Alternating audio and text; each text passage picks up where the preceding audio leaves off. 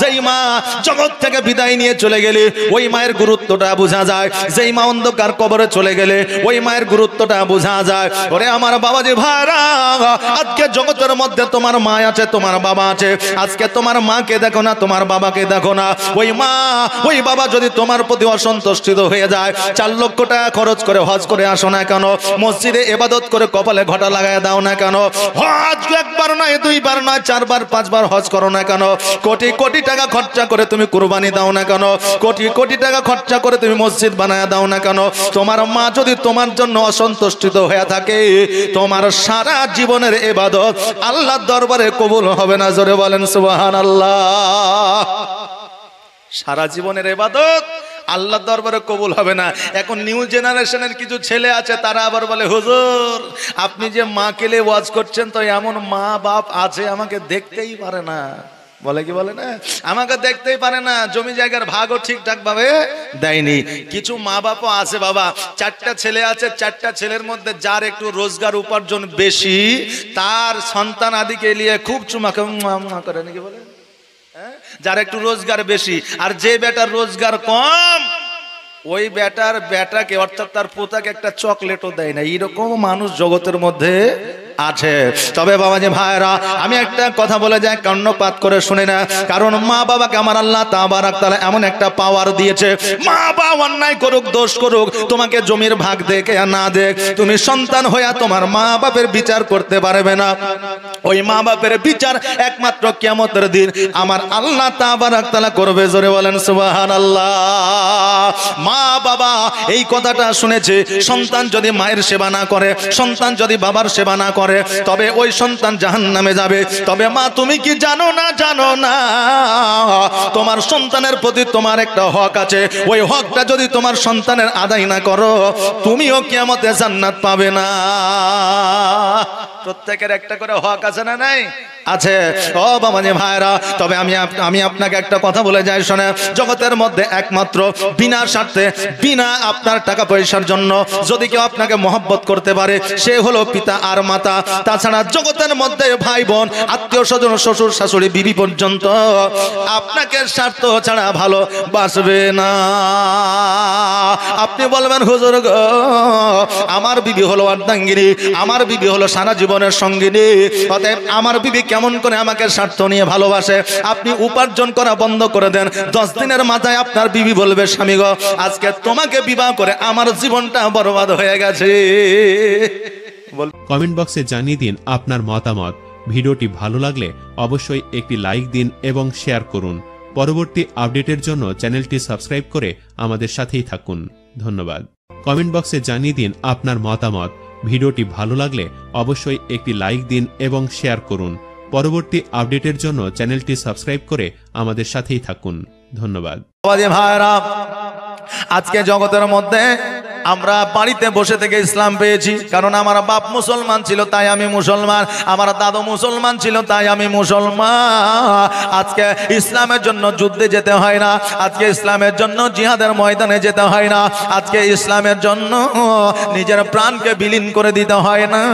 শুধুমাত্র একটা কাজ আমাদের করতে হয়, সেটা হলো নামাজ আর রোজা। এটাই করতে পারি না। তো এখন যদি এই আমলে যদি কেউ বলে, কোনো একজন ধর্মের যে মানে আহলে সুন্নাত ওয়াল জামাতের বলেন বা অন্যান্য যে কোনো আপনার জামাতের বলেন না কেন, কেউ যদি এলান দেয় যে ইসলামের জন্য শহীদ হতে হবে, যুদ্ধের ময়দানে যেতে হবে, তা আমার মনে হয় যে 100-র মধ্যে 98টা কেটে পড়বে, কারণ সেই ইমানি জাজবা তো নাই। জি, সেই ইমানি জাজবা নাই, 98টা কেটে পড়বে। তা আমাদেরকে তো যুদ্ধের ময়দানে যেতে হয় না, শহীদও হতে হয় না, এই ইসলামের জন্য আমাদের প্রাণও বিলীন করতে হয় না, শুধু নামাজ আর রোজাতে যেতে হয়। তা আমরা তো নামাজে আর রোজাই তো করি না, নামাজেও যাই না, রোজাও করি না। এই যে সম্মুখে 12 তারিখে যত সম্ভব একটা রোজা হয়ে যাবে, জি মার্চ মাসের 12 তারিখে একটা রোজা হয়ে যাবে। তবে আমি গ্যারেন্টি সহকারে বলছি না যদি চাঁদ উঠে।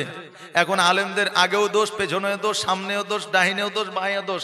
এখন আমি বললাম মোবাইলে রেকর্ডিং হয়ে গেছে, এবার খোদা না করে যদি 10 তারিখে একটা রোজা বা 11 তারিখে হয়ে যায়, বলে এই মৌলবী মিথ্যাবাদী, কারণ 12 তারিখে বলেছে, গ্যারেন্টি সহকারে একটা ভুল রটনা রটিয়ে দিবে। অতএব হুঁশিয়ার সাবধান, আমি গ্যারেন্টি দিয়ে বলছি না, যত সম্ভব ক্যালেন্ডার হিসাবে বলছি 12 তারিখে একটা রোজা হতে পারে। তবে চাঁদ যদি উঠে তবেই হবে, আর চাঁদ যদি না উঠে তো হবে না, আমি ক্লিয়ার করে বলে দিলাম। তবে আমরা অনেক মুসলমান আছি যে এই রমজান মাসে রোজা রাখি না, রমজান মাসে রোজা রাখি না। এখন কোন আলেম যদি যা বলে যে ভাই রোজাটা রাখেন, কদিন আর বাঁচবেন, এই তো 2 দিনের জামানা, তো বলবে ভাই আর বলিয়েন না, আমার পেটে এত গ্যাস, রোজা রাখলেই পেট ফুলে যায়, রোজা রাখলেই পেট ফুলে যায়, অতএব রোজা রাখতে পারি না। বলে কেন?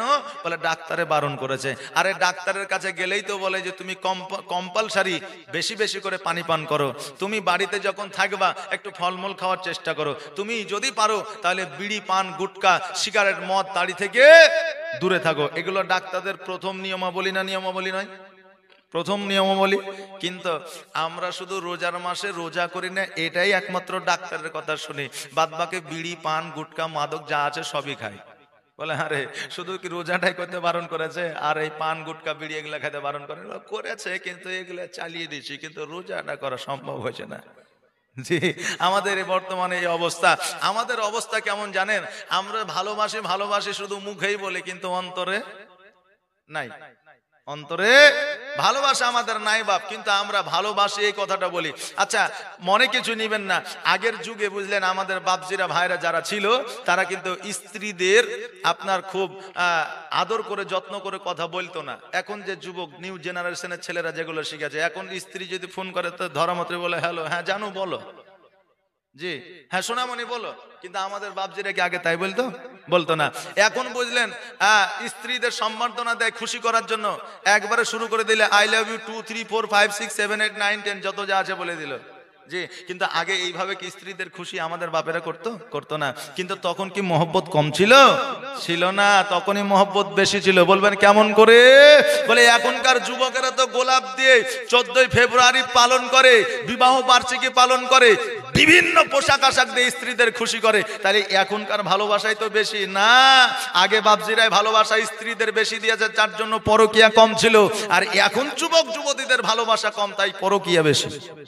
ভালোবাসা থাকলে পরকীয়া হবে? এই ভালোবাসা থাকলে পরকীয়া হবে? হবে না। আজকে ভালোবাসা নাই বলেই পরকীয়া বেশি, আগে ভালোবাসা ছিল বলেই পরকীয়া কম ছিল। এখন বলবেন যে হুজুর ভালোবাসা তো আমরা মনে করি যে খুবই আছে। আমি ছোট্ট করে একটা উদাহরণ দিই। একজনের স্ত্রী মারা গেছে, পরের দিন যাইয়া ওই স্বামী কবরে হাওয়া করছে। এখন স্বামী আর স্ত্রী রাস্তা দিয়ে চলে এসে বলছে যে হারে কালকে এই লোকটার স্ত্রী মারা গেল আর কবরে হাওয়া করছে, তাহলে ওর স্ত্রীকে কত ভালোবাসে। তো ওর স্ত্রী বলছে ওই মেয়েটা কি এমন কাজ করেছে, চলো তো একবার দেখে আসি। কারণ আমাকে তো তুমি জিন্দা হাওয়া করো না, এখন মরে গেলে হাওয়া করবে কিনা তা তো জানি না, তো কি এমন কাজ করেছে একবার জিজ্ঞাসা করে আসি, তাইলে আমিও সে কাজটা করব। কারণ আমার মায়েরা দেখবেন একটু অন্য টাইপের, মানে একটু দেখবেন যে তারা একটু চালাকি করার চেষ্টা করে, চালাকও বটে। আমার মায়েরা আমরা মনে করি যে তাদের বুদ্ধি কম, না তারা চালাক বেশি। কেমন চালাক জানেন? এখন বর্তমানে আমার মায়েরা সিরিয়াল দেখে দেখে এত চালাক হয়েছে যে আপনার বলার মতো নাই। রান্না করছে তাও সিরিয়াল, রাত্রের বেলায় শুতে যাচ্ছে তাও সিরিয়াল, সকালবেলায় উঠছে তাও নতুন সিরিয়াল আপলোড হয়েছে কিনা একবার দেখি, তাও সিরিয়াল। এখন সিরিয়াল দেখতে দেখতে ভাত পুড়ে গেছে, এখন চিন্তা করছে আমার স্বামী আসলে তো আমাকে মার দিবে বা চোখ দেখাবে, বকাবকি দিবে, তো কি করি, তো ভাতগুলো তো ফেলা যাবে না। এবার বুঝলেন স্বামীকে খেতে দিয়েছে, স্বামী বলছে যে হারে ভাতগুলো পুড়া পুড়া গন্ধ করছে কেনা, তো স্ত্রী বলছে তুমি মূর্খ, তো মূর্খই থেকে গেলে, শিক্ষিত আর হইতে পারলে না। তান্দুরি রুটি খেয়েছো? বলে খেয়েছি। বলে ও পুড়া পুড়া থাকে না? বলে হ্যাঁ। বলে এতদিন তান্দুরি রুটি খেয়েছো, আজকে তান্দুরি রাইস খেয়ালাও। বলে তান্দুরি ভাত খেয়ালাও। এখন তাহলে বিবিরা কত চালাক হয়ে আছে হিসাব করেন। আসলে এই চালাকির মধ্যে একটা কারণ আছে, কি জানেন? লক্ষ্মী ভান্ডার। যে মানুষের হাতে টাকা থাকলে বুদ্ধি বাড়ে না? আমাদের মায়েদের অ্যাকাউন্টে এখন টাকা আছে, মায়েদের বুদ্ধি বেড়ে গেছে, চিন্তা করিয়েন না বাবা। যে ভাইরা যেটা বলছিলাম, এবার স্বামী কিন্তু স্ত্রী কবরে হাওয়া করছে। এই স্বামী স্ত্রী যে বলছে চাচা আপনার স্ত্রী কি এমন কাজ করেছে যে আপনি এত ভালোবাসেন? তো চাচা বলছে ভালোবাসা মানে ভালোবাসা টালোবাসা কিছু নয়। তোর চাচি যখন মারা যায় তখন বলেছিল আমি মারা গেলে তুমি তো বিয়ে করবাই, তো কমসে কম আমার যতদিন কবর না শুকাবে অতদিন বিয়ে করিও না। তা আমি দেখছি আকাশে যে আবহাওয়া যেভাবে কুয়াশা পড়ছে, তো এই কবর শুকাইতে তো বেশি দেরি হয়ে যাবে। তো এই জন্য আমি হাওয়া করছি যাতে তাড়াতাড়ি কবরটা শুকায় আর আমার বিয়েটাও যাতে তাড়াতাড়ি হয়ে যায়। তা আমরা মনে করছি যে ওর ভালোবাসা তাই হাওয়া করছে, কিন্তু আসলে তা নয়, ওর মনে অন্য কিছু গাইছে। কথা কি বুঝলেন? তা আমাদের বর্তমানে ভালোবাসা এরকম, মুখে বলি ভালোবাসি ভালোবাসি, কিন্তু অন্তরে ভালোবাসা নাই। বাবাজি ভাইয়েরা একটু কান দিয়ে শুনবেন, এই ইসলাম ধর্মটা মৌখিক ভালোবাসায় আসেনি যতক্ষণ পর্যন্ত অন্তর থেকে ভালো না বেসেছে। হযরত আবু বকর সিদ্দিক রাদিয়াল্লাহু তাআলা আনহু আমার দয়ার নবী মায়ার নবী সাল্লাল্লাহু তাআলা আলাইহি ওয়াসাল্লামের কাছে যাইয়া বলছেন, ইয়া রাসূলুল্লাহ, ইয়া হাবিবাল্লাহ, নবী গো, আজকে যে আমরা চুপি চুপি ইসলামের প্রচার ও প্রসার করি, নবী গো, আমরা যে ধর্মের প্রচার করি এই ধর্মটা আসল ধর্ম না এই ধর্মটা নকল ধর্ম? এই ধর্মটা কি সততার পথে আছে?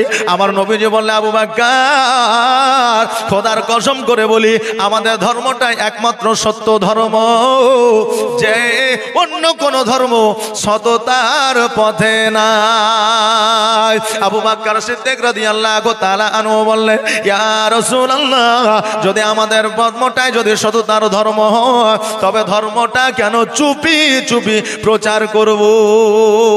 কথা যদি সত্য হয় তো চুপি চুপি কেন বলবো, প্রকাশ্যে বলবো। নবী আমার বললেন, আবু বকর, এই সময় এই অবস্থায় যদি প্রকাশ্যে ধর্ম প্রচার করি, কাফেরেরা পাথর মারবে, তীর মারবে, বল্লম মারবে, আঘাত করবে রে। আজকে আমাদের দলে লোক বেশি না, তবে আমাদেরকে আঘাত যখন করবে আমরা সহ্য করতে পারবো না। ওই আবু বকর, যেইভাবে ধর্মের প্রচার হয় সেইভাবে ধর্মের প্রচার করো। আবু বকর বললেন, হুজুর গো, যেহেতু উমর ফারুক রাদিয়াল্লাহু তাআলা আনহু আছে, যেহেতু আমি আছি, যেহেতু আলী আছে, যেহেতু আব্দুল্লাহ ইবনে আনসারী আছে, আরো অন্যান্য সাহাবী আছে, হুজুর আমাদের কোনো অসুবিধা হবে না। আমার নবীজি বললেন, আবু বকর, তবে শোনো শোনো, আগামী জুম্মার দিনে আমি বক্তব্য রাখিয়া, আমি তাকরীর করিয়া, আমি সাহাবীদের বলে দেব, আজকে থেকে ইসলাম আর চুপি চুপি প্রচার হবে না, প্রকাশ্যে প্রচার হবে। জুম্মার দিনে আমার নবীজি দণ্ডায়মান হলেন, বক্তব্য দিলেন, বক্তব্যটাকে খুতবা বলে আর খুতবাটাকে বক্তব্য বলে। বাবাজি ভাইরা, আমার নবীজি বললেন, ওরে আমার সাহাবীরা, এই ইসলামের জন্য কে কে শহীদ হতে পারবা?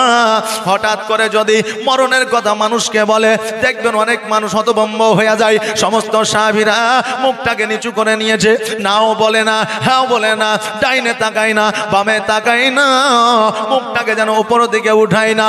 সঙ্গে সঙ্গে আবু বকর রাদিয়াল্লাহু তাআলা আনহু দণ্ডায়মান হয়ে যায়, বললেন, ইয়া রাসূলুল্লাহ, ইয়া হাবিবাল্লাহ, নবী গো, আমি আবু বকর কথা দিলাম, কথা দিলাম, যখন যুদ্ধের ময়দানে যেতে হবে, যখন প্রাণ বিলীন করে দিতে হবে, যখন আমাকে শহীদ হতে হবে, শুধু একবার বলে দিবেন গো নবী, আমি আবু বকর ইসলামের জন্য আমার প্রাণ আগায়া দিব। জোরে বলুন সুবহানাল্লাহ। নবী আমার বললেন, আবু বকর, যাও যাও, বাড়ির দিকে যাও, আমি একটা মাত্র তোমাকে পাইলাম, কারণ এখনো পর্যন্ত শহীদ হবে এরকম মানসিকতা কারো তৈয়ার হয় না। এবার আমার নবীজি নিজের বাসভবনে আসলেন, সাহাবীরা অন্যান্য বাড়িতে, আপনার নিজের নিজের বাড়িতে চলে গেলেন। আবু বকর সিদ্দিক রাদিয়াল্লাহু তাআলা আনহু যখন মসজিদ থেকে বাড়িতে আসতেছিলেন, ওই সময় কাফেরেরা আবু বকর সিদ্দিক রাদিয়াল্লাহু তাআলা আনহুর দিকে যেন আপনার পাথর ছুঁড়তে লেগেছে। সমস্ত পাথরের আঘাত আমার আবু বকরকে যেন লাগে। আবু বকর আওয়াজ দিয়ে বলতেছে, ওরে কাফেরের দলেরা, আজকে আমাকে কেন তোমরা পাথরের আঘাত করো? কাফেরেরা আওয়াজ দিয়ে বলে, আবু বকর, নবী যখন ইসলামের জন্য শহীদ হতে বলল, কেউ কিন্তু তাকে সাপোর্ট করে না, তুমি একমাত্র সাপোর্ট করেছো। আজকে নবীকে সাপোর্ট করার কারণে আমরা তোমাকে পাথরের আঘাত করতেছি। আজকে নবীকে তুমি সাপোর্ট করেছো, যার জন্য আমরা তোমাকে পাথরে আঘাত করছি, যাতে কালকে ওই মোহাম্মদকে আর তুমি যেন সাপোর্ট না করো। আবু বকর বলতেছে, ও কাফেরের দলেরা, তোমরা শুনে নাও, আমি আবু বকর যতক্ষণ পর্যন্ত বেঁচে আছি, আমার বনের মধ্যে, আমার দেহের মধ্যে, আমার জানের মধ্যে যতক্ষণ পর্যন্ত প্রাণ আছে, ততক্ষণ পর্যন্ত আমাকে যতই আঘাত করো না কেন, আমি নবীর পক্ষ ছাড়া দ্বিতীয় কোন পক্ষে যাব না। আরে বাবা যে ভাইরা, আমার আবু বকর সিদ্দিক রাদিয়াল্লাহু তাআলা আনহু গোটা শরীর থেকে যেন আপনার রক্ত ঝরতে আরম্ভ করলো। ওই রক্ত ঝরিয়া মরুভূমিতে যেন আপনার পড়তে লাগলো। আবু বকর সিদ্দিক রাদিয়াল্লাহু তাআলা আনহু খুব কষ্ট করে যেন বাড়ির দিকে আসলো, বাড়ির মধ্যে প্রবেশ করলো। মা সঙ্গে সঙ্গে ছুটে গিয়া আবু বকর সিদ্দিককে যেন জড়িয়ে ধরলো। আবু বকর সিদ্দিক রাদিয়াল্লাহু তাআলা আনহুর মা বলতেছে, বেটা রে, আজকে তোমার শরীরের এই অবস্থা কেন? আবু বকর বলছে, মা গো, আজকে আমার নবীকে আমি সাপোর্ট করেছি বলে আজকে কাফেরেরা আমাকে পাথরের আঘাত করেছে। এবার আবু বকর সিদ্দিক রাদিয়াল্লাহু তাআলা আনহুর মা আবু বকরকে যেন উঠোনের উপরে বসায়া গরম পানি করে নিয়ে এসে একটা নেকড়া দিয়ে আবু বকরের শরীরটা যেন সেঁত দিতে যায়। আবু বকর বলে, মা, আজকে এই গরম পানির স্বাদ দিয়া আমার শরীরের ব্যথা দূর করতে পারবে না। মা গো, আজকে তুমি যতই মলম দাও না কেন, আমার ক্ষতবিক্ষত জায়গাগুলো সারবে না যতক্ষণ পর্যন্ত আমার নবীর কাছে না নিয়ে যাবা।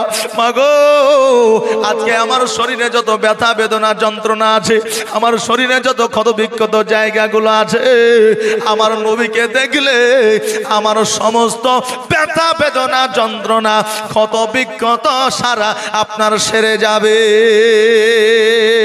মা, আমি সঠিকভাবে চলতে পারি না, ওগো মা, আমাকে একটু সঙ্গে করে নাও, আমি তোমার গাড়ে হাত দিয়া আমি একটু দয়ার নবী মায়ার নবীর কাছে যেতে চাই। মা বলল, বেটারে, তুমি যখন দয়ার নবী মায়ার নবীর কাছে যেতে চাও, চলো চলো, আমি তোমাকে সঙ্গে নিয়ে যাব।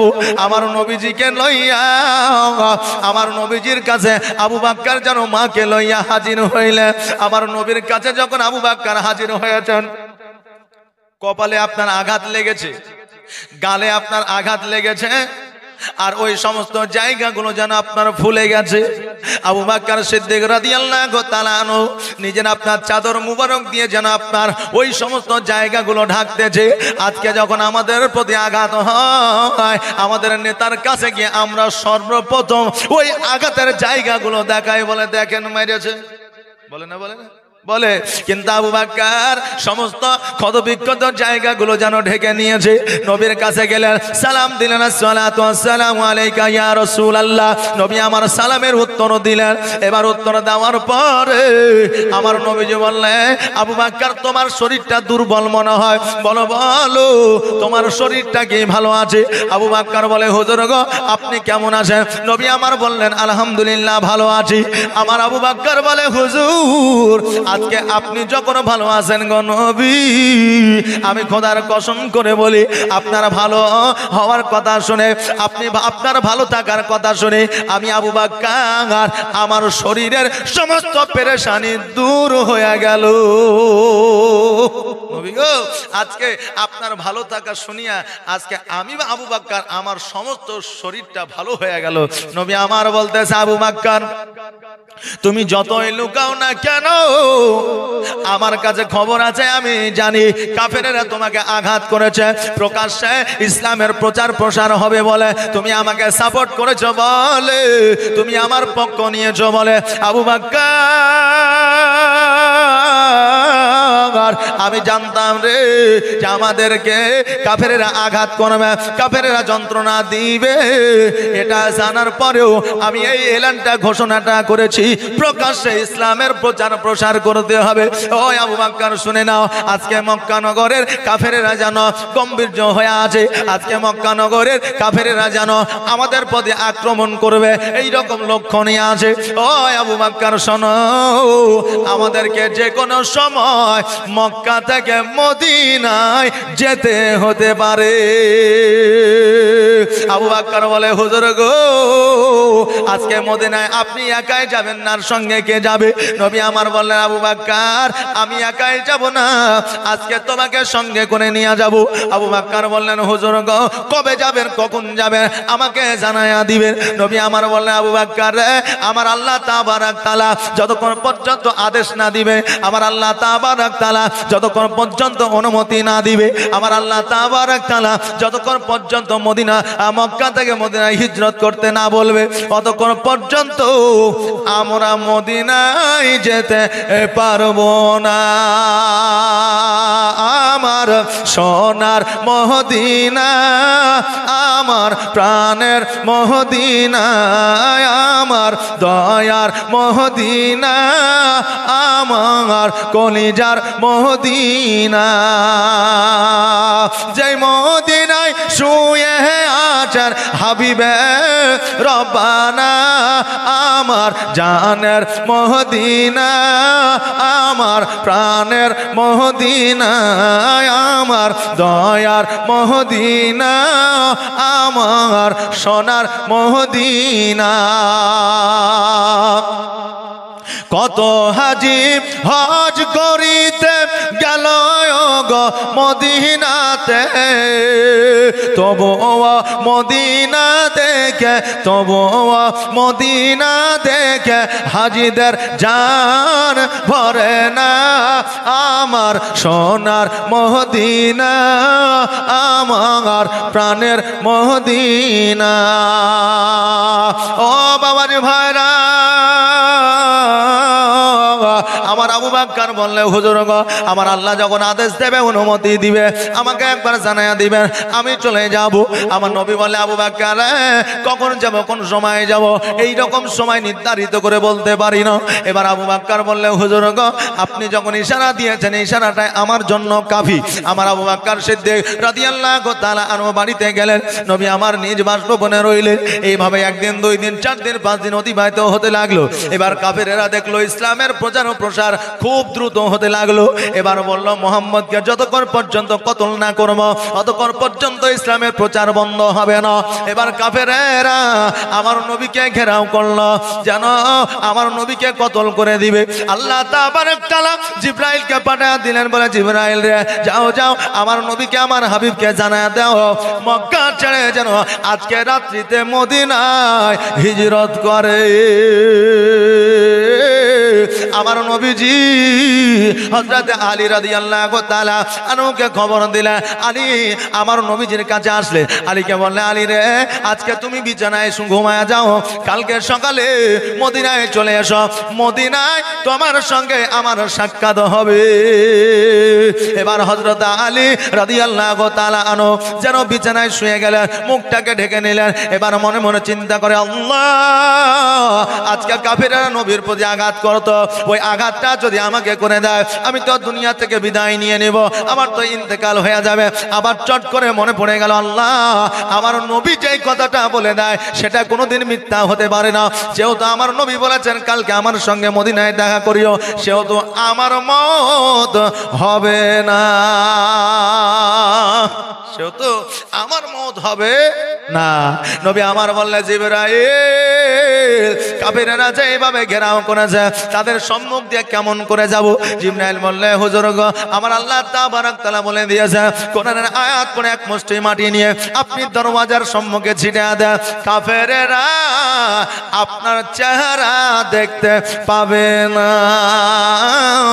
আমার নবীজি কোরআনের আয়াত পড়িয়া যেমন আপনার ছিটিয়ে দিলেন আর যেন কাফেরের সম্মুখ দিয়া আমার নবীজি বাইরে হয়ে গেলেন। বাইরে হয়ে যাইয়া আবু বকর সিদ্দিকের দরওয়াজায় যায় আওয়াজ দেয় আসসালামু আলাইকুম ইয়া আহলাল বাইত। সঙ্গে সঙ্গে আবু বকর দরওয়াজাটা খুলে দিলেন। যেমনই দরওয়াজা খুলে দেওয়া আমার নবীজি বলতেছে আবু বকর আজকে তুমি দরওয়াজার সম্মুখে দাঁড়িয়ে ছিলে কেন? আমি তোমার দরওয়াজায় আওয়াজ দেওয়া মাত্র তুমি বাইরে হয়ে আসলা। এখন তো মধ্যরাত্রি, এখন তো ঘুমন্ত অবস্থায় থাকা দরকার, তুমি কি গলির কাছে ছিলা? আবু বকর বলে হুজুর গো আজকে নয়, কালকে নয়, পরশু শুনো, আপনি যেই দিন থেকে বলেছেন আজকে 40 দিন পরিপূর্ণ হয়েছে, নবী গো আপনি কোনো সময় দেননি, টাইম দেননি। এই জন্য আমি আবু বকর আজকে 40 দিন ধরে আমি দরওয়াজার সম্মুখে সর্বদাই দাঁড়িয়ে থাকতাম, কারণ আমার নবী কখন আসবে আর আমাকে মদিনায় যাওয়ার জন্য বলবে।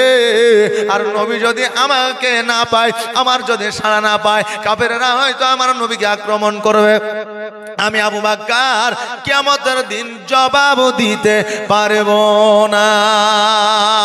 আরে বাবাজি ভাইরা, এই আবু বকর আমার নবীকে কত ভালোবাসতেন, আমার নবীর উপরে প্রেম ও মহব্বত কত ছিল। বাবারা দেখুন, আজকে বেরাদার আমরা জগতের মধ্যে মুসলমান অনেক আছি, আমরাও নবীকে প্রেম করি না তোর উপরে ওরে মর বলে তোরে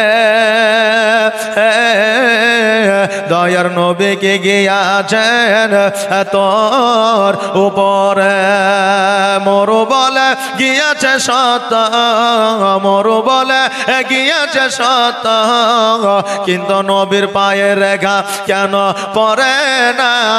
দয়ার নবী বিনে প্রাণ বাঁচে না, একবার দেখাও না আমার। দয়া রাসূল বিনে প্রাণ বাঁচে না, একবার দেখাও না আমার। ওরে রাখাল শোনো তো ভাই, দয়ার নবী যে আমার গিয়াছেন কোথায়? ওরে রাখাল শোনো তো ভাই, দয়ার নবী যে আমার গিয়াছেন কোথায়? রাখাল বলে বুঝি না নবী, রাখাল বলে চিনি না নবী, তোমরা নবে কারে দয়ার নবী বিনে প্রাণ বাঁচে না, একবার দেখাও না আমার। ও বাবাজি ভাইরা, ও আমার মায়েরা গো, একটু কর্ণপাত করে শুনবেন। আমার খাদিজাতুল কুবরা রাদিয়াল্লাহু তাআলা আনহা আমার নবী পাক সাল্লাল্লাহু তাআলা আলাইহি ওয়াসাল্লামকে প্রেম করেছিলেন, ভালোবাসেছিলেন। এবার ভালোবাসা দিয়া নিজের দাসীদের বলল, দাসীরা রে, আমি একটা নয়, দুইটা নয়, 3টা বিবাহ করেছি, আমার 3টা স্বামী ইন্তেকাল করেছে, এই জগতের বাঁচিয়া নাই। আমি মনে মনে ইরাদা করেছিলাম, নিয়াত করেছিলাম, আমি খাদিজা জীবনে আর কোনোদিন বিবাহ করব না। কিন্তু দাসী রে, আমার রাত প্রসাদে এমন একটা যুবক, এমন একটা নুরানিময় চেহারা নিয়া আমার রাত প্রসাদে কর্মে যুক্ত হয়েছে। আজকে ওই নবীর অলৌকিক দৃশ্য দেখিয়া আমার মনে বড় সাজ জেগেছে, আমি ওই মুহাম্মদকে বিবাহ করতে চাই। খাদিজা বলল। কমেন্ট বক্সে জানিয়ে দিন আপনার মতামত। ভিডিওটি ভালো লাগলে অবশ্যই একটি লাইক দিন এবং শেয়ার করুন। পরবর্তী আপডেটের জন্য চ্যানেলটি সাবস্ক্রাইব করে আমাদের সাথেই থাকুন। ধন্যবাদ। বলবে না উপার্জন করা বন্ধ করে দেন। শুধু এটাই নয়, আজকে আমার মায়েরা মাস গেলে 1000 টাকা লক্ষ্মী ভান্ডারের টাকা পায়। এই জন্য কত স্বামী যে জ্বালাতে আছে, বলতেও পারে না, ফুটতেও পারে না, কারোর সামনে গল্প করতে পারে না। এই জন্য কেউ বলেছে লক্ষ্মী ভান্ডারের মালিক হলো আমার বিবি, কিছু বলতে গেলে হঠাৎ করে মারে ঝাড়ি। বুঝলেন না? এখন স্ত্রীর অ্যাকাউন্টের সঙ্গে স্বামীর ফোন পে লিঙ্ক আছে, কথা বুঝলেন? মাসের শেষে যেমনই 1000 টাকা ঢুকেছে, অমনি তার এতে একটু গাফিলতি ছিল বা হয়তো ধার দেনা ছিল, পরিশোধ করেছে। ওর স্ত্রী যদি জানতে পারে যে আমার লক্ষ্মী ভান্ডারের টাকা শেষ করে ফেলাইছে, তো 2 দিন মোটামুটি তরকারিতে লবণ ছাড়া ভাত হবে না। জি, তবে সবার লাই কিছু কিছু বিবি এইরকম জগতে আছে, যখন লক্ষ্মী ভান্ডার ছিল না স্বামীরা ভালো ছিল, আর এখন স্বামীরা বলছে লক্ষ্মী ভান্ডার পেয়েছে, স্বামীর যে গুরুত্ব সেটা ভুলেছে। যতটা আমাদের ভালো হয়েছে ততটাই আমাদের খারাপ হয়ে যায়। ও বাবাজি ভাইরা, গুরুত্বপূর্ণ কথা বলে যা। এবার বলবেন হুজুর গো, আমার ভাই কিসের জন্য স্বার্থ নিয়ে আমাকে ভালোবাসে? 1 কাঠা জমি আপনার ভাইকে কম দেন, আগামী কালকে বল্লম নিয়ে বাইরে হবে। হবে কি হবে না? হবে। সন্তানকে আপনি ভালোবাসেন, সন্তান আপনাকে ভালোবাসে, আপনি বলবেন সন্তানের মধ্যে কি স্বার্থ আছে? সন্তানের বিয়ে দিলেন, যুবক অবস্থায় ব্যবসা করার জন্য 4 লাখ টাকা দিলেন না। যখন ওই যুবক যখন দিনের পায়ে দাঁড়াবে তখন আপনাকে বলবে, বাপ গো আমাকে শুধু জন্মই দিয়েছো, আমার জন্য কিছু করে যেতে পারোনি। বলবে কি বলবে না? বলবে। এই জন্য জগতের মধ্যে সবাই স্বার্থ নিয়ে ভালোবাসে, একমাত্র বিনা স্বার্থে যদি কেউ ভালোবাসে সেটা হলো পিতা আর মাতা। জোরে বলেন সুবহানাল্লাহ।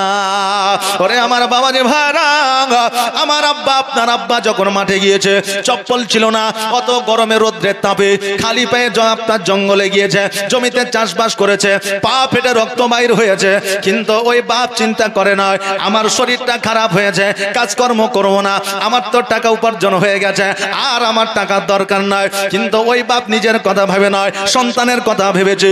আমার যতই কষ্ট হোক না কেন, আমার সন্তান যদি ভালো থাকে আমাকে ভালো লাগবে। জোরে বলেন সুবহানাল্লাহ।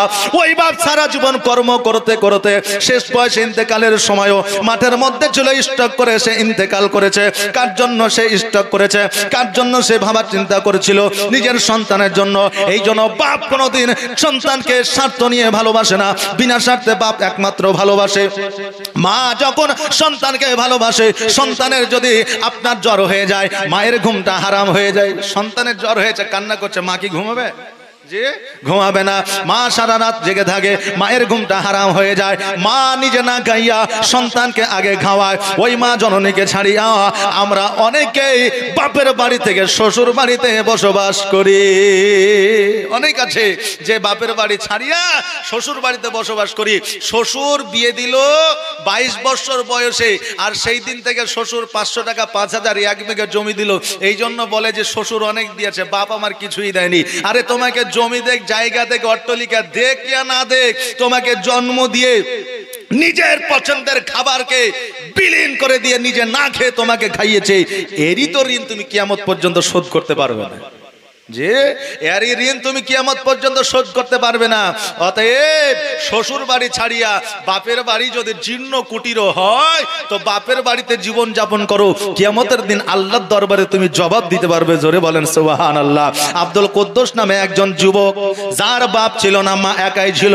বাপ যদি মাথার উপরে না থাকে, মা কত কষ্ট করে সন্তানকে লালন পালন করে এটা একমাত্র মাই বলতে পারে, দ্বিতীয় কেউ বলতে পারবে না। কারণ মা পরের জমিতে মুনিশ খাটতে যেতে পারবে না, মা কলকাতায় কাজ করতে যেতে পারবে না, মা চেন্নাই রাজমিস্ত্রি খাটতে পারবে না। ওই মা কত কষ্ট করে একটা সন্তানকে লালন পালন করে এই একমাত্র মাই জানে, দ্বিতীয় কেউ জানে না। ওই মা যখন আব্দুল কুদ্দুসকে লালন পালন করে বড় করলো, ওই কুদ্দুসের আপনার বিবাহ হয়ে গেল। বিবাহ হয়ে যাওয়ার পরে বৌমা যখন বাড়িতে আসলো, 1 মাস 2 মাস 3 মাস 4 মাস 5 মাস অতিবাহিত হতে লাগলো। শাশুড়ির কথা তার পছন্দ হয় না, বৌমার কথা শাশুড়ির পছন্দ হয় না। ওই বৌমা নিজের স্বামীকে আয়ত্তের মধ্যে নিয়ে আসলে, আয়ত্তের মধ্যে নিয়ে আসার পরে বলল, ও ভাই আমার প্রাণের স্বামী, আজকে তোমার বাড়িতে আমি এসেছি, তোমার আব্বা নাই, তোমার মা আছে, কিন্তু তোমার মায়ের ব্যবহার এত খারাপ, আমি এই বাড়িতে টিকতে পারবো না, থাকতে পারবো না। চলো চলো আমার বাপের বাড়িতে চলো, আমার 4টা ভাই আছে, আমার আব্বা আছে, আমার মা আছে, কত সুন্দর টালি বসানো বাড়ি আছে, ওই বাড়িতে আমরা সুখময় করে থাকবো, এই জীর্ণ কুটিরে আর থাকার আমাদের প্রয়োজন না।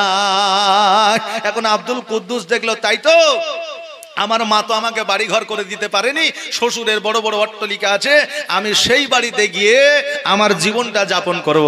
পরের দিন কাঁথা কম্বল নিয়ে বিবিকে নিয়ে বার হয়ে চলে যাচ্ছে।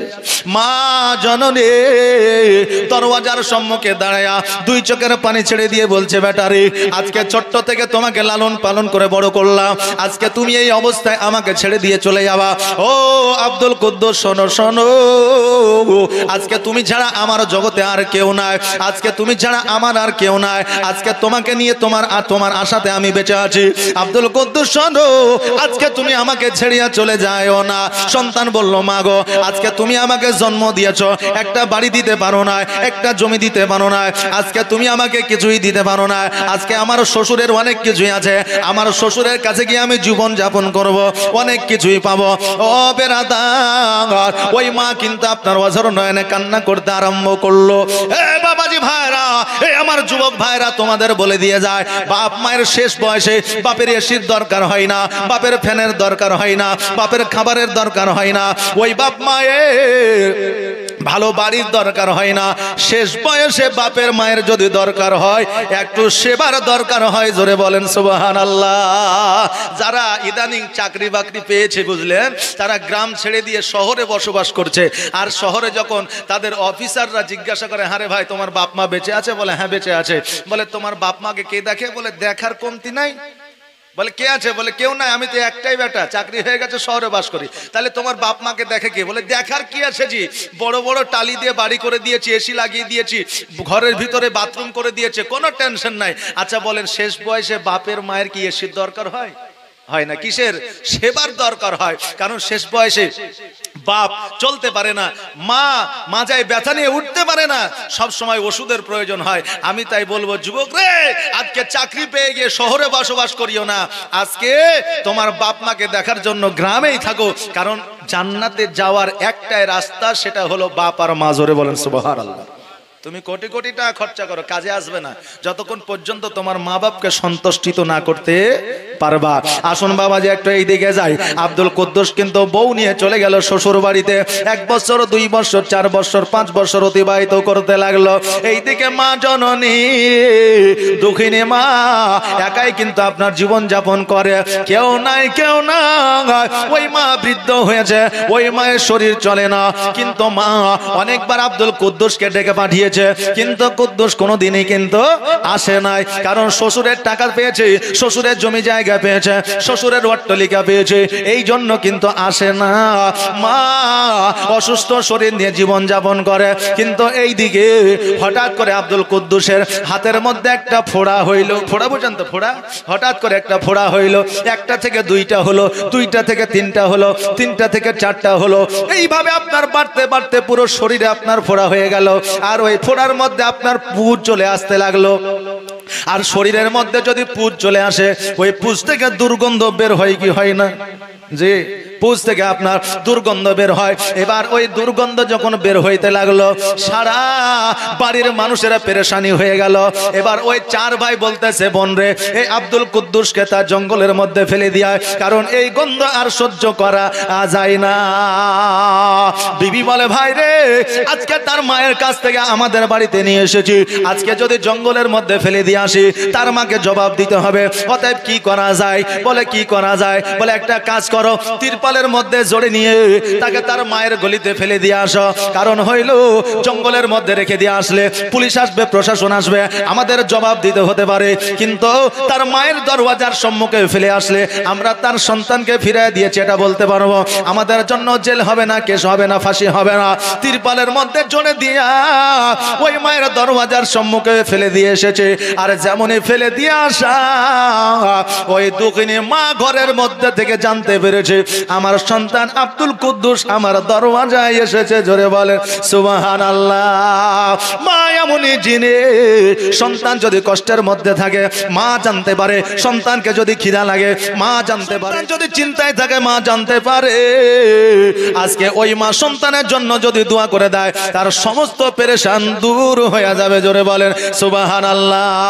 ওই দুঃখিনী মা চলতে পারে না, গুটি গুটি পায়ে যখন দরওয়াজার সম্মুখে আসলেন, আসার পরে দেখছেন তার সন্তানকে তিরপালের মধ্যে জড়ে দিয়া আপনার ওই জায়গায় ফেলে দিয়ে রেখে গেছে। তিরপালটা যখন খোলা হলো, দেখলো তার শরীরটা পুরো আপনার পচে গিয়েছে, শরীর থেকে দুর্গন্ধ বের হচ্ছে। এখন আপনি আমি যদি হইতাম, তাকে আমরা ছুঁয়ে দেখতাম না, নাকি বলেন? আপনি আমি হলে দেখতাম না। হায় রে ভাই, আপনি বলবেন মাওলানা এটা আবার কি বলছেন? গ্রামের মানুষ হলে তো আমাদের দেখতেই হবে। আপনি একটু অতীতে যান, আজকে থেকে 3 বছর আগে, যেই সালটা হলো 2020 সাল, যেই সময় আমাদের এসেছিল করোনা ভাইরাস, নাকি বলে? ওই corona virus Chennai, Bombay, Iraq, Iran থেকে যখন আসতেছিল, আমরা প্রাথমিকভাবে স্কুলে রাখছিলাম। বিবি আপনার খাবার দিতে গেছে, তো আপনার থালির মধ্যে বড় একটা বাঁশ বেঁধেছে, জানালা দিয়ে খাবার দিয়েছে। বিবি স্বামী খেয়ালাও বলছে, হ্যাঁ রে, দূর থেকে কেন? বলে যদি করোনা যদি আমারও হয়ে যায়। জি, এই হচ্ছে আমাদের ব্যাপার। ও বাবাজি ভাইরা, মা জননী ফেলে দিতে পারে না। ওই মা সন্তানকে আপনার ঘরের মধ্যে তুলে নিয়ে আসলেন, আসার পরে গরম পানি দিয়ে সন্তানকে আপনার গোসল বানাইয়া দিলেন।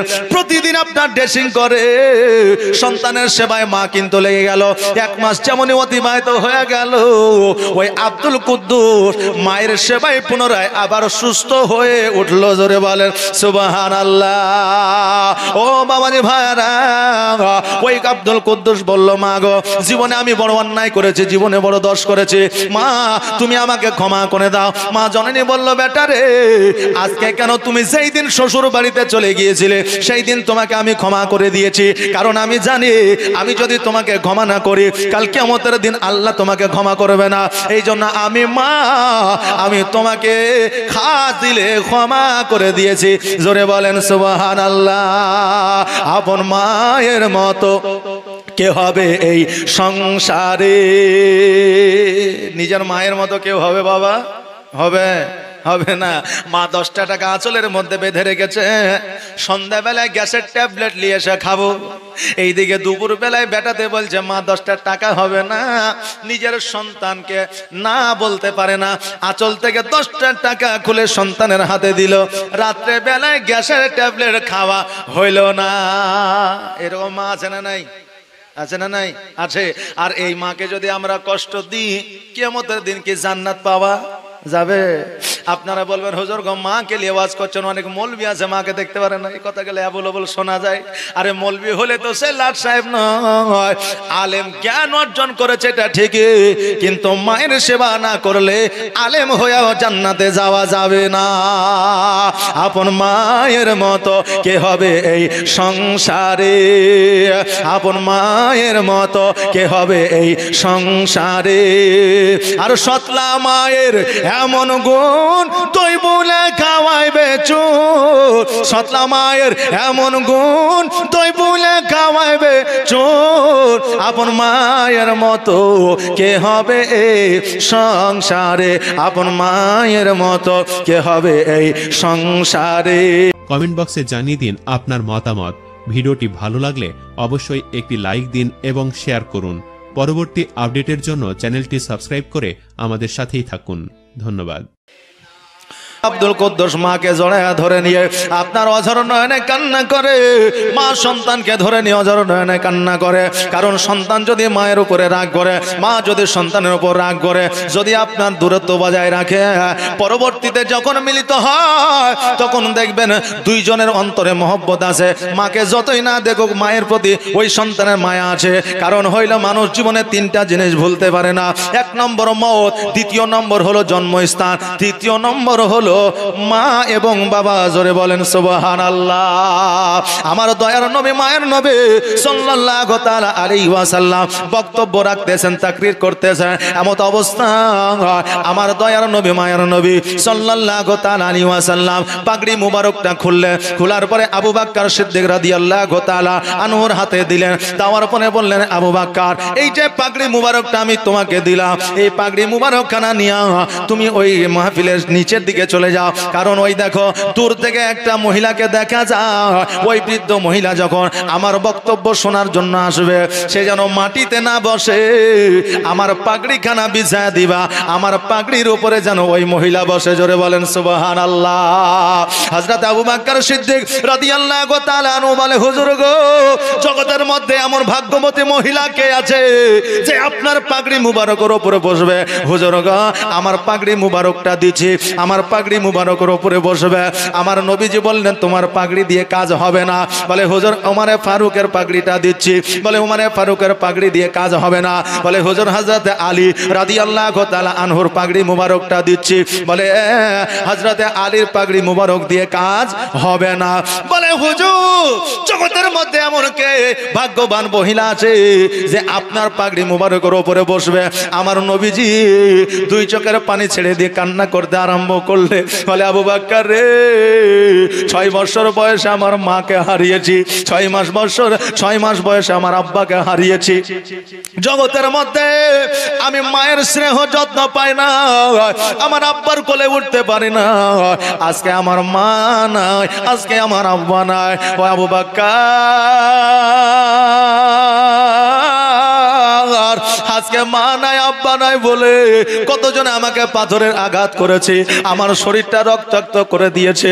আবু বকর, আজকে যদি আমার মা বেঁচে থাকতো, আব্বা বেঁচে থাকতো, আজকে যদি আমার দাদা বেঁচে থাকতো, আজকে মক্কা নগরের কোনো মানুষ আমাকে পাথরের আঘাত করতে পারতো না। আজকে মক্কা নগরের মানুষেরা আজকে আমাকে রক্তাক্ত করতে পারতো না। আজকে উটের ভুঁড়ি আমার মাথায় চাপাইয়া দিতে পারতো না। আবু বকর, আজকে আমার মা না, আজকে যে আমার দুধ মাতা ছিল হালিমা, আজকে যে বৃদ্ধ মহিলাটা হেঁটে আসে, ওই মহিলাটা আর অন্য কেউ না, ওই মহিলাটাই হলো আমার দুধ মাতা। জোরে বলেন সুবহানাল্লাহ। আজকে আমার ওই দুধ মাতা মাটিতে বসবে, আমি তাকবীর করব, আমি নবী সহ্য করতে পারবো না। অতএব আমার পাগড়ি মুবারকটা বিছায়া দাও, ওই পাগড়ি মুবারকের উপরে আমার দুধ মাতা হালিমা বসবে। জোরে বলেন সুবহানাল্লাহ। আজকে আমার নবীজি দুধ মাতার সম্মান যদি এতটা করতে পারে, আজকে আমরা নিজের মায়ের সম্মান আমাদের জন্য কতটা করা জরুরি। নবী আমার দুধ মাতার সেবা যত্ন এইভাবে করলেন, দুধ মাতার এইভাবে আপনার সম্মান করলেন। আজকে আমাদের নিজের মা বাবার সম্মান করা কতটা দরকার এবং প্রয়োজন। বেরাদানে মিল্লাত ইসলামিয়া, আজকে তো আমরা অনেকে অনেক রকমের কথাবার্তা বলি, কিন্তু কেউ ভেবে চিনতে বলি না। কেউ কি ভেবে চিনতে বলি? আমরা টেনশনে নিই না, যা মুখে আসে বলে দিই। এই বুঝলেন, নানা এই নাতি আর নানি গেছে ডাক্তার দেখাতে, নানির শরীর খারাপ, তো নাতিকে বলছে যে ভাই চ ডাক্তার দেখিয়ে আসি। বলে কোথায়? বলে বহরমপুরে। বলে চলো। এবার টোটোতে করে গেছে ডাক্তার দেখাতে, ডাক্তার দেখা হয়েছে। এবার ডাক্তার দেখে টোটোর উপরে উঠেছে। টোটোর উপরে উঠার পরে নানি বলছে, ভাই আমার তো শরীরটা খারাপ করছে, তো কি করব? তো এখন নাতি বলছে, এক কাজ কর নানি, আমার ঘাড়ের উপরে মাথাটা দে একটু আরাম কর, তৎক্ষণাৎ বাড়ি পৌঁছে যাব। এবার নানি কিন্তু নাতির ঘাড়ির উপরে মাথা দিয়েছে, আর বুঝলেন ওই টোটোর সামনে কিন্তু আর একটা প্যাসেঞ্জার উঠেছে। ও আবার ফাটাম করে ফটোটা তুলে ফেসবুকে আপডেট করেছে যে ভালোবাসা বয়স মানে না, যে আপডেট দিয়েছে যে ভালোবাসা বয়স মানে না। আরে খ্যাপা, আসলে ওইটা আর ভালোবাসা না, আর নানি এটা খেয়াল কর, মুখে যেটা আসবে সেটাই বলে দিলে হবে না। আগে চিন্তা ভাবনা করতে হবে যে কথাটা আমি যেটা বলছি সেটা সঠিক না ভুল। এখন বর্তমানে মা এবং মেয়ের যে বয়স চেনা খুব মুশকিল। কি কথা ঠিক না ভুল? বর্তমানে মা এবং মেয়ে মনে হবে না যে এটা আর মা আর এটা আর মেয়ে, কারণ মানুষ এখন আপডেট, কথা বুঝলেন না? আর অল্প বয়সে বিয়ে হচ্ছে, সন্তান বড় হয়ে যাচ্ছে। এবার আমাকে আগে ভাবতে হবে যে এটা আসলে আর কে। এখন যদি আমি চট করে বলি এটা আপনার বহিন নাকি, আচ্ছা বলেন, ওই মা লজ্জা পাবে না? পাবে না? যে অনেকে জামাইকে আবার ভাই বলে, মানে শ্বশুরেরও বয়স কম, জামাইয়েরও বয়স বুঝলেন কম। এবার শ্বশুর আর জামাইও মোটর সাইকেলে যাইছে, বলে এটা আপনার ছোট ভাই নাকি? বলে আস্তাগফিরুল্লাহ। যেটা কথা বলবেন একটু ভাইবে চিন্তা বলবেন, চট করে মুখে আসলে বলে দেওয়া যাবে না। কি বলছেন আমার নবী পাক সাল্লাল্লাহু তাআলা আলাইহি ওয়াসাল্লাম বললেন, হে আমার উম্মতিরা, আজকে 4 লক্ষ টাকা খরচ করে তুমি সোনার মদিনায় যাবে, বাড়িতে তোমার মা খেতে পাবে না, বাড়িতে তোমার মা দুঃখিনী মা ক্ষুধার জ্বালায় থাকবে। ওই হজ তোমার দ্বারা কবুল, তোমার কবুল হবে না। বড় বড় আপনার টাকা দিয়ে পয়সা দিয়ে বড় বড় কুরবানি আপনি দিচ্ছেন, কিন্তু আপনার মায়ের বাড়িতে এক ডুমে গোস্ত পৌঁছালো না, ওই কুরবানি আল্লাহর দরবারে কবুল হবে না। অনেক পরিবার আছে দেখবেন যে কুরবানির সময় কুরবানি দিল, ভাইয়ের সঙ্গে মিল নাই, বাপের সঙ্গে মিল নাই, মায়ের সঙ্গে মিল নাই। এই জন্য 3 ভাগ করার পরে বাকি যে 2 ভাগ আছে, ওই 2 ভাগ ফকির মিসকিন সবাইকে দিল, কিন্তু মায়ের কাছে বাপের কাছে পৌঁছালো না, ভাইয়ের কাছে বোনের কাছে পৌঁছালো না। ওই কুরবানি আল্লাহর দরবারে গ্রহণযোগ্য হবে না, কারণ হইল যে আগে আপনার আত্মীয় স্বজনকে দেখতে বলা হয়েছে, পরে পাড়া প্রতিবেশীকে দেখতে বলা হয়েছে, তারপরে আপনার আদার্স অন্য কাউকে দেখতে বলা হয়েছে। এখন আপনার বাড়ির পাশে যদি খেতে না পায়, আপনি যদি 10 কিলোমিটার দূরে যাইয়া যদি কাউকে খাবার দিয়ে আসেন, তো আল্লাহ তাবারাক তাআলা আপনার ওই খাবার গ্রহণযোগ্য হবে না, কারণ আপনার বাড়ির পাশের মানুষকে আগে খাবার দিতে বলা হয়েছে। কথা কি আমার বুঝতে পারলেন? বাপজি ভাইরা, আমার মায়েরা, আমার দয়ার নবী মায়ের নবী সাল্লাল্লাহু তাআলা আলাইহি ওয়াসাল্লাম বেশি মালুম আসতেন আপনার ওয়াইসকর্ণীর ঘটনা আমার আগে একজন বক্তা বলতেছিলেন। ওই ওয়াইসকর্ণীকে আমার দয়ার নবী মায়ের নবী সাল্লাল্লাহু তাআলা আলাইহি ওয়াসাল্লাম একটা জুব্বা উপহার দিয়েছিল। এটা জানা আছে তো, জুব্বা উপহার দিয়েছিল। ওই জুব্বাটা হযরতে ওমর ফারুক রাদিয়াল্লাহু তাআলা আনহু নিয়ে এসেছিলেন। হযরতে ওয়াইসকর্ণীকে যখন জুব্বাটা দিয়ে দিলেন, ওয়াইসকর্ণীকে বলে, ওয়াইসকর্ণী, তুমি যে আমার নবীকে এত ভালোবাসা, এত প্রেম করো, এত মহব্বত করো, প্র্যাকটিক্যালে কেন নবীকে একদিনও তুমি মদিনায় দেখতে যাও না? ওই ওয়াইসকর্ণী বলেছিল, ওমর, আমার বাড়িতে বৃদ্ধ মা আছে, যেই মা চলতে পারে না, যেই মা রান্না করতে পারে না, যেই মা বাথরুমে যেতে পারে না, যেই মা চলাফেরা করতে পারে না, ওই মাকে ছাড়িয়া সোনার মদিনায় যাই না। কারণ মাকে ছাড়িয়া সোনার মদিনায় গেলে আমার মা অসন্তুষ্টিত হইতো। আমার মা যদি অসন্তুষ্টিত হয়ে যায়, আমার দয়ার নবী অসন্তুষ্টিত হইতো। আমার দয়ার নবী অসন্তুষ্টিত হইলে আমার আল্লাহ অসন্তুষ্টিত হইতো। আর মায়ের মনে ব্যথা দিয়া মদিনা যাওয়াও যা, না যাওয়াও তা। জোরে বলেন সুবহানাল্লাহ। ও মা, আজকে আমার মাকে ছাড়িয়া সোনার মদিনায় যাই না, তাই বলে আমার নবীকে দেখি নাই এটা নয়। আমার নবীকে প্রতিদিন রাত্রি বেলায় না দেখলে আমি ওয়াইসকর্ণী নিদ্রায় যাই না। জোরে বলেন সুবহানাল্লাহ। আমার সোনার মদিনা, আমার প্রাণের মদিনা, আমার দয়ার মদিনা, আমার কলিজার মদিনা, যেই মদিনায় শুয়ে আছেন হাবিবে রব্বানা, আমার জানের মদিনা, আমার প্রাণের মদিনা, আমার দয়ার মদিনা, আমার সোনার মদিনা। কত হাজি হজ করিতে গেল গো মদিনাতে, কত হাজি হজ করিতে গেল গো মদিনাতে, তবুও মদিনা দেখে, তবুও মদিনা দেখে হাজিদের জান ভরে না। আমার সোনার মদিনা, আমার প্রাণের মদিনা, আমার দয়ার মদিনা, আমার কলিজার মদিনা, যেই মদিনায় শুয়ে আছে হাবিবে রব্বানা, আমার জানের মদিনা, আমার প্রাণের মদিনা, আমার দয়ার মদিনা, আমার সোনার মদিনা। আল্লাহুম্মা সাল্লি আলা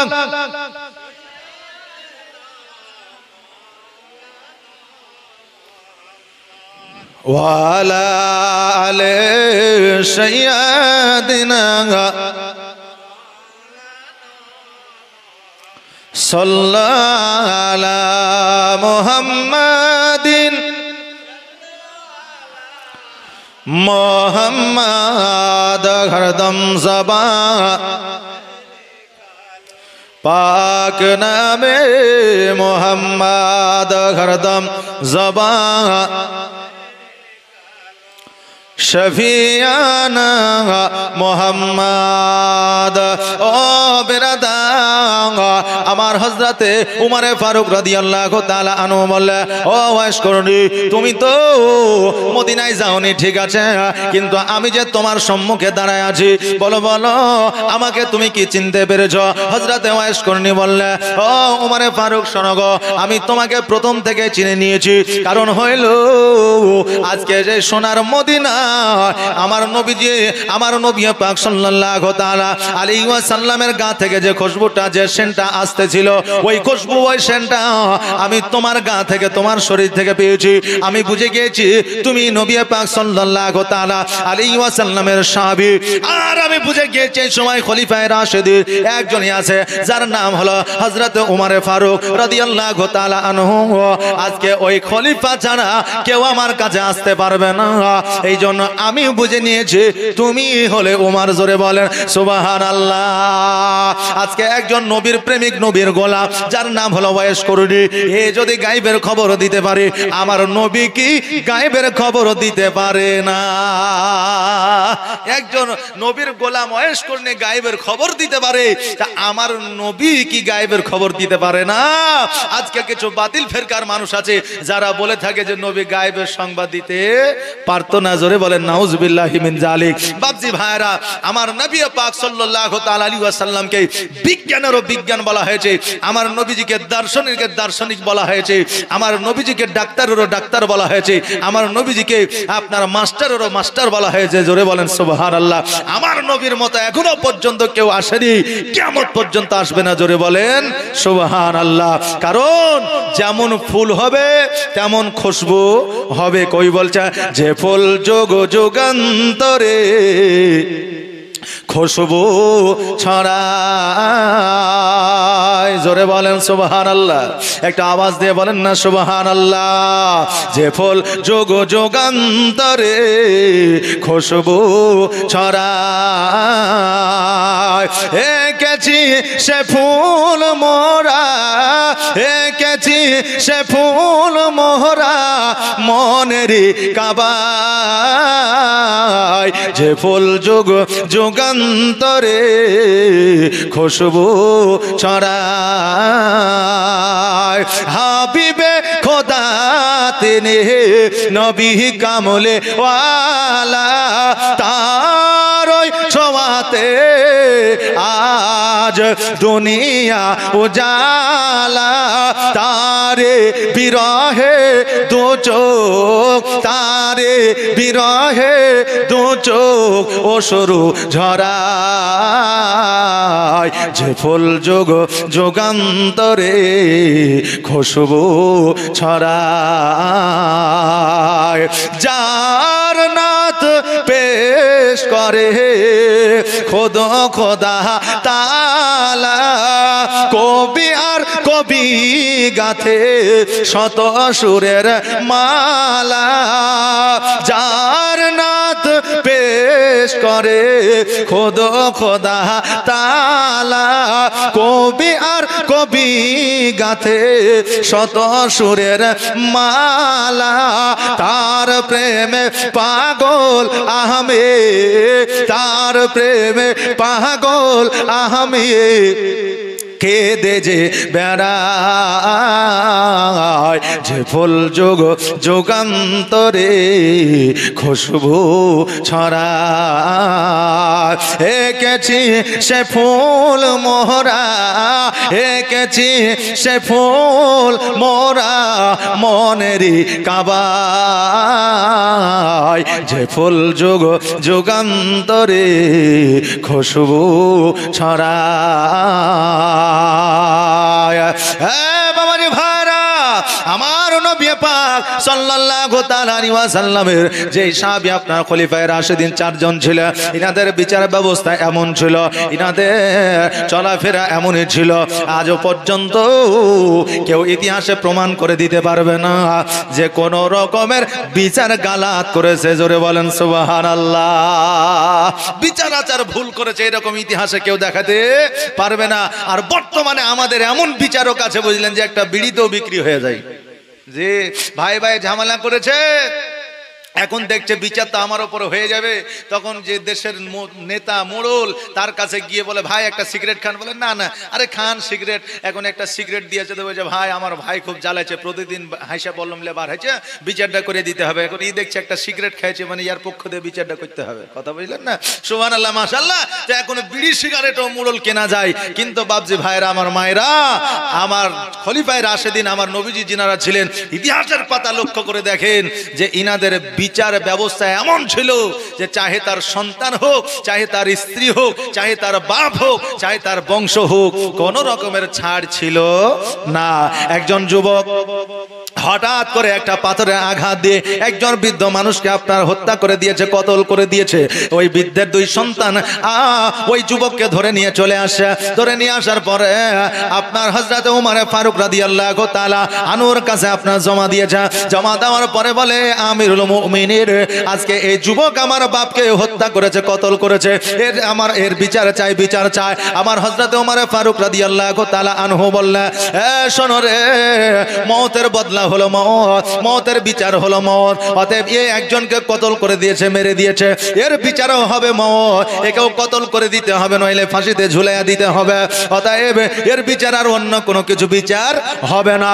ওই যুবক বলল, হুজুর গো, আমাকে ফাঁসি দিয়ে দেন, কতল করে দেন, তাতে আমার কোনো আপত্তি নাই। কারণ হইল আজকে আমি ওই বৃদ্ধকে মেরে দিয়েছি, যেহেতু আমার পাথরের আঘাতে সে ইন্তেকাল করেছে।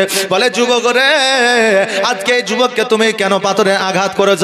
বললে হুজুর গো, আজকে আমার একটা উটের বাচ্চা ছিল, ওই উটের বাচ্চাটা খেজুর গাছে গিয়েছিল বলে ওই বৃদ্ধ ওই উটের বাচ্চার আপনার কানটাকে ছিঁড়ে নিয়েছিল, যার জন্য আমি পাথরে আঘাত করতে চেয়েছিলাম, কিন্তু মারতে চাই নয়, কিন্তু পাথরে আঘাতে বৃদ্ধ মারা গিয়েছে।